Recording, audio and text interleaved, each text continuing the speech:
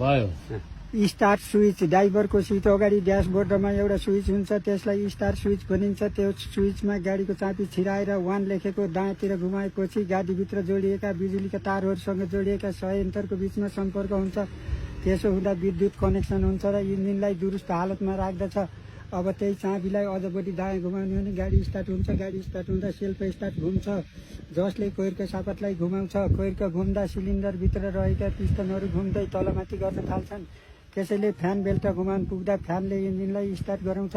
यसरी engine start हुँदा चाबीलाई अझ बढी दायाँ घुमाउने भने स्टार्ट बन्द हुन्छ। तसर्थ यसो गर्नु हुँदैन। गाडीको लोकेसन गाडीको मोडेल अनुसार विभिन्न ठाउँमा हुन सक्छ, तर जहाँ भए पनि ड्राइभरले सिटमा बसेर सजिलैसँग चलाउन सक्ने हुन्छ। कुनै कुनै गाडीमा चाबी राखेर स्टार्ट गर्दा स्टार्ट भएन भने ब्याट्री डाउन भएको, पूर्जामा कुनै पनि खराब भएको भनेर बुझ्नुपर्ने हुन्छ। गाडी स्टार्ट गर्दा जहिले पनि एक्सिलेटरलाई गाडी स्टार्ट गर्दा जहिले पनि गियरलाई न्युट्रलमा राखेको हुनुपर्दछ, नत्र एकैपटकमा हुत्तेर अगाडि गई दुर्घटना हुन सक्छ। मोटर